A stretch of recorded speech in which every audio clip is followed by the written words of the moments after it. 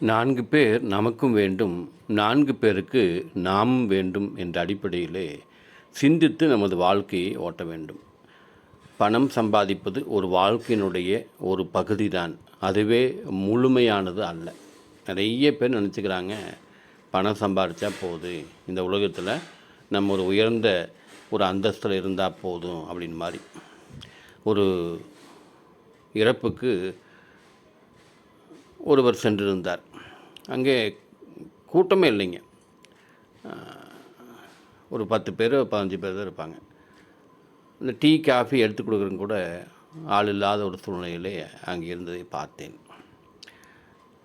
நான் என்ன சொல்கிறேன்னா, இறப்புக்காவது மனிதனுடைய இறுதி மரியாதைக்காவது மனிதர்கள் நேரத்தை கொடுக்க வேண்டும். அதுதான் முக்கியமான ஒன்று. அவரோட ஒரு மனிதனுடைய வாழ்க்கையில் இறுதியாக செய்யப்பட வேண்டிய ஒன்று அவருடைய இறுதி மரியாதை. அதுக்கு 4 பேரும் கூட இல்லாமல் இருக்கிறது எவ்வளோ பெரிய பயங்கரமான ஒன்று. யோசிச்சு பாருங்கள். பணம் இருக்கிறவர்களுக்கு 1000 பேர் வருகிறார்கள், பணம் இல்லாதவர்களுக்கு யாரும் வருவதில்லை.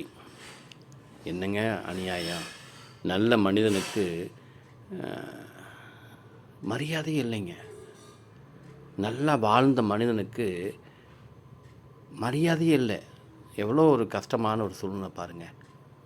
சிந்தியுங்கள், செயல்படுங்கள்.